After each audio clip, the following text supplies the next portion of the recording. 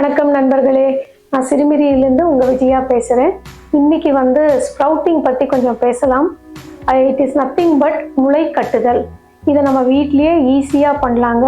இப்போ பச்சை பயிரெலாம் எடுத்துக்கிட்டிங்கன்னா ரொம்ப சுலபமாக முளை கட்டக்கூடிய ஒரு பயிர். இதெல்லாம் கடையிலேயே ரெடிமேடாக கிடைக்குது அப்படின்னு நினைக்கிறவங்களுக்கு இது ஏதான கெமிக்கல் கலர் போட்டு ப்ரிப்பேர் பண்ணியிருக்காங்களா, என்ன தண்ணியில் ஊற வச்சு ப்ரிப்பேர் பண்ணியிருக்காங்க, எவ்வளோ பழமையான பேக்கெட், அது how old is that packet, manufacturing டேட்லேருந்து, இந்த டீட்டெயில்ஸ் எல்லாம் தெரிய வாய்ப்பில்லை. ஸோ இதை நம்ம சுலபமாக வீட்லேயே ஹைஜீனிக்காக பண்ணுறது தான் பெஸ்ட் ஆப்ஷன்.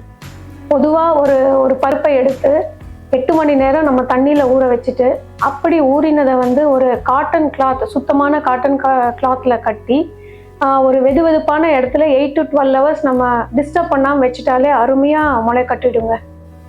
இப்படி முளை கட்டின பயிர்களை நம்ம சாப்பிடும்போது அதிகப்படியான பெனிஃபிட் கிடைக்குது அப்படின்னு ரிசர்ச்சில் தெரிவிக்கிறாங்க.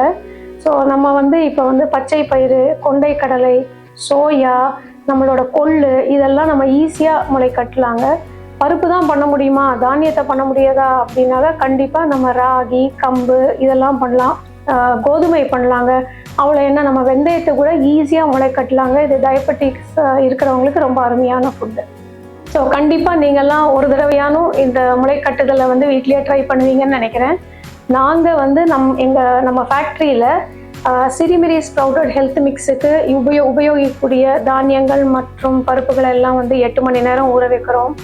அப்புறம் மினிமம் 12 hours அது ஸ்ப்ரவுட்டிங் கொடுக்குறோம். ஏன்னா இப்போ கோதுமையெல்லாம் எடுத்துட்டிங்கன்னா it takes 12 to 24 hours for sprouting. So அப்படி ஸ்ப்ரவுட் ஆனதை அப்புறமா நான் நிழலில் காய வைக்கணும், வறுத்து நாங்கள் ப்ரிப்பேர் பண்ணி உங்களுக்கு கொடுக்குறோம். இதையும் ட்ரை பண்ணுங்கள். Thank you so much.